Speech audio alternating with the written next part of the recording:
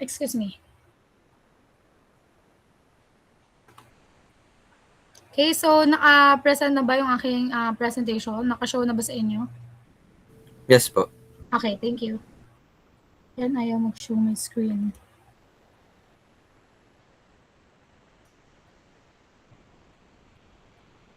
Okay, so simulan natin. So yung problem natin is for a sample ng power and efficiency. So the man in the figure below pushes on that 50 kilogram crate with a force of F is equal to 150 newtons. So determine the power supplied by the man when T is equal to 4 seconds and the coefficient of kinetic friction between the floor and the crate is equal to 0.2 and initially the crate is at rest. So, anong unang natin gagawin, class? So, kailangan muna kayong mag-drawing ng inyong free body diagram. Okay? So, marunong na mag-drawing ng free body diagram. So, kailangan kung ano yung mga force na nandito. So, meron tayo dyang weight. Ano ito? Weight. Weight is equal to mass times gravity. So, it is equal to m times g. Then, since meron tayo dyang weight, so meron tayo dyang normal force. And may nagpupush dito class pakanan, so magkakaroon tayo dito class ng friction force or F sub F which is equal to 0.2 times the normal force. Okay, so i-show ko na sa inyo yung ating FBD. Pero sulat muna natin pala yung mga given din. So sa next slide na lang. So ito class yung ating free body diagram. So for given, susulat ko muna dito para hindi na natin pabalik-balik. So given tayo class ng mass which is equal to 50 kilograms.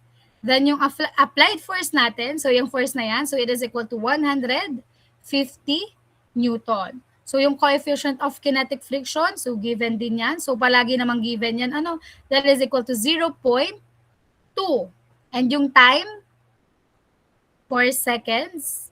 So it starts from rest. And yung force direction natin, we will follow the 3, 4, 5 triangle. Okay? So for solving the forces, di ba, by using the principles of work and energy, so ano munang gagawin natin? So kunin muna natin yung summation ng F sub Y. So ang sign convention natin, yung pataas, that is positive. So F summation ng F sub Y, it is equal to mass times acceleration ng Y. Okay, so ilagay muna natin. So ano ba yung mga forces na nasa vertical component? So we have N. So ito ay pataas, so that is positive. N minus. Ano pa? We have ito class, yung weight na 50 times, so yung weight ay equal to mass times gravity which is 50 times 9.81 newtons. Naka-newtons yan Then ano pa class? Meron tayo ditong force. So that would be minus, since yan ay pababa.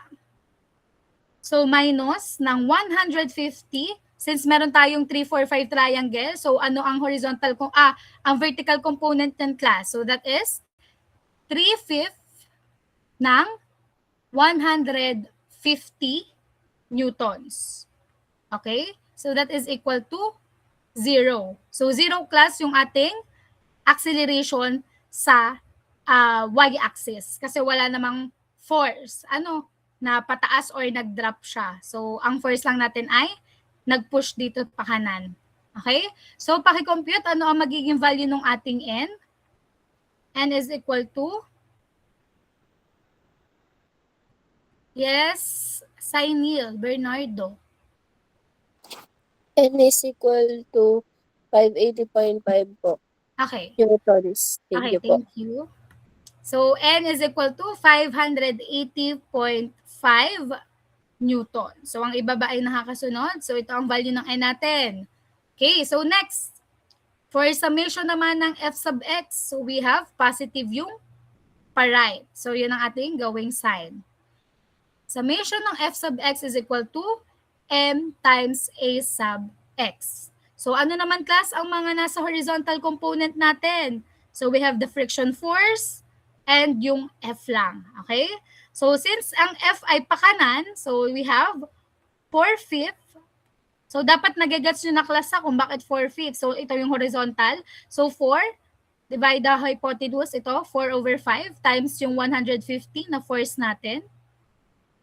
Minus, so naka-Newton pa din yan, minus, paano ang ating since ito ay pa-left, kaya naging minus, yung friction force natin ay 0.2 times n, so nakuha na natin yung value ng n, which is equal to 580.5 newtons.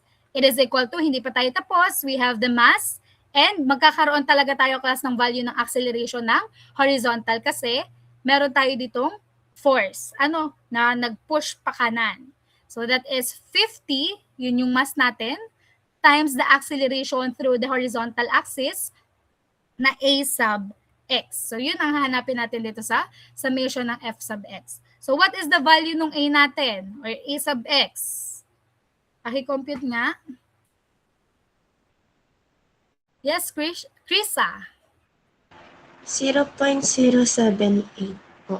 Okay, so that is 0.078. Okay, so wait lang ha at nilalagay ko lang yung mga nagre-receive. So A sub x is equal to 0.078 meters per second squared. Pero hindi pa yun yung ating final answer. Ano bang hinahanap sa ating problem? So determine the power supplied by the man when t is equal to 4 seconds. So kailangan muna nating hanapin si velocity. Okay? So for velocity, we have using the velocity of the crate when t is equal to 4 seconds. So it is therefore, ang formula natin is v is equal to v sub o plus a times t. Or v sub f is equal to initial velocity plus at. Okay, so v natin, so it is equal to ang initial velocity since nag-start siya from rest. So that is 0 plus yung ating acceleration na na-compute which is equal to 0.078 meters per second squared times, given class yung time time na 4 seconds. So anong value class ng ating v? Yes, Sean. 0.312 meters per second po, ma'am. Okay. Meters per second. Very good. Kala ko meters per second squared ang nasabi mo. Okay, so ang velocity natin is equal to 0.312 meters per second. So, hindi pa yun yung final answer. Again, ano ang formula ng ating power? How to compute the power? So, ilagay na natin dito. Bahin natin yung kulay. So, the power supplied to the crate by the man when t is equal to 4 seconds. So, it is therefore P is equal to F times V. Okay? Or para F sub X times V. Okay?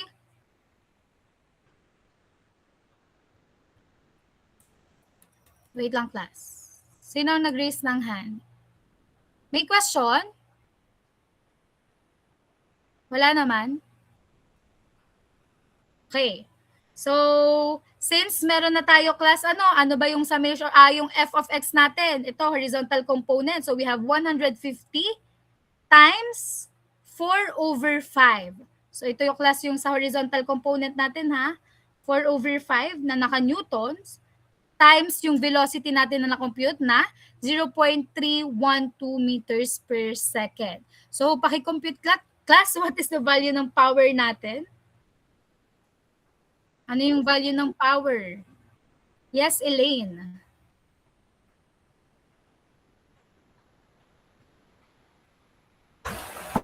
$37.44 po. 37.44? Ano ang ating dito? Ano ang ating unit? So kapag power class, so dapat yan ay naka-watts. Okay? So that is 37.44 watts. So this is our final answer for this sample problem. So di ba madali lang, class? Kung alam niyo na to, matik may 10 points na kayo. Kung nakinig dito sa discussion natin for your midterm exam. Sino may question dito, class? Para mabigyan ko kayo ng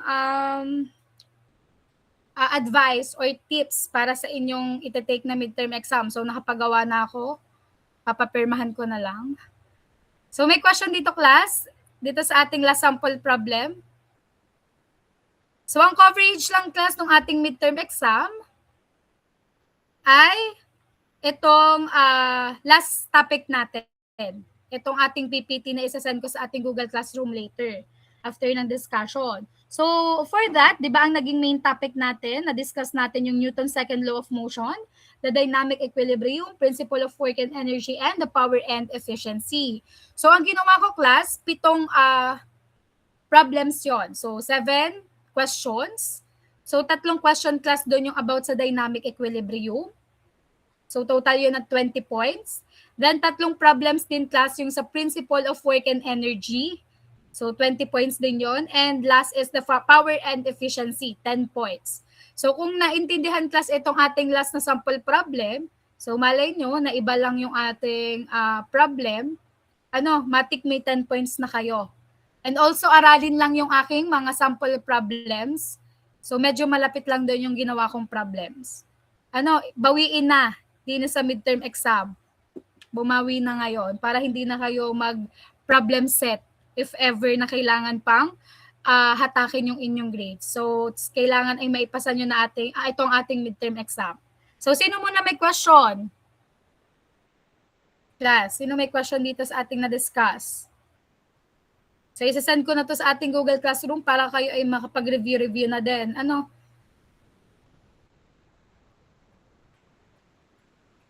Sino may question? Wala naman? Naintindihan itong ating discussion. Ito, class, ay sa topic na power and efficiency. So, matik 10 points na yan if nagets nyo. Okay, so nakita nyo na ba yung na-post ko? Na-post na ba? Pa-check nga ako, class, kung naka-post na sa inyong Google Classroom yung problem set na gagawin nyo. Okay, so question, kaya nyo bang ipasa yan ng 11:59 p.m. na online submission? Yun kasi yung nilagay ko, class. Hindi.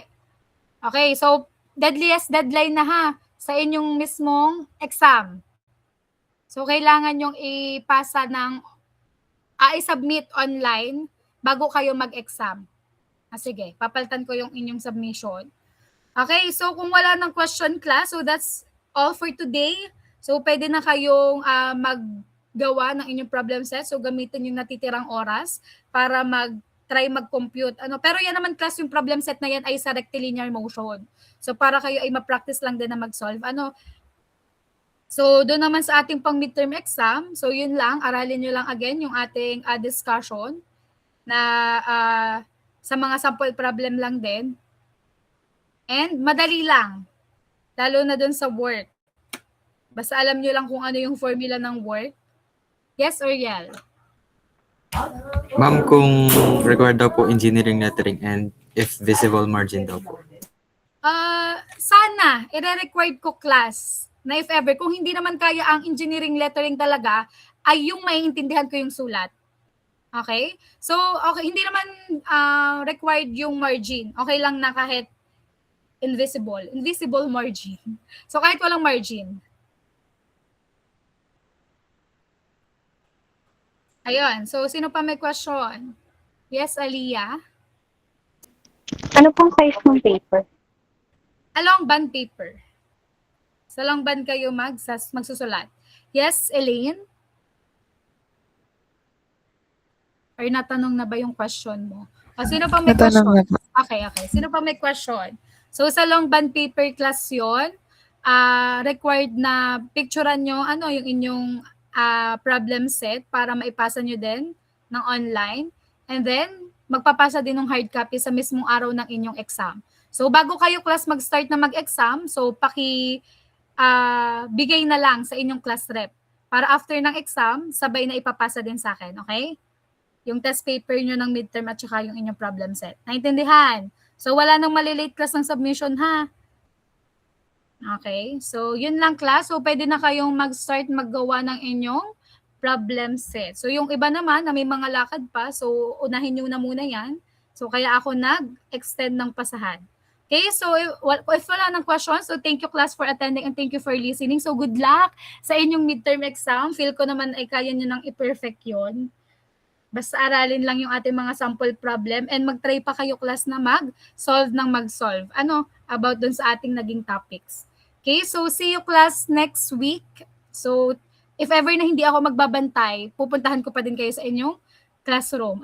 Para ma-check if ever na may mga questions pa kayo. Okay? So, pwede na kayo mag-leave class. Bye, everyone. Goodbye.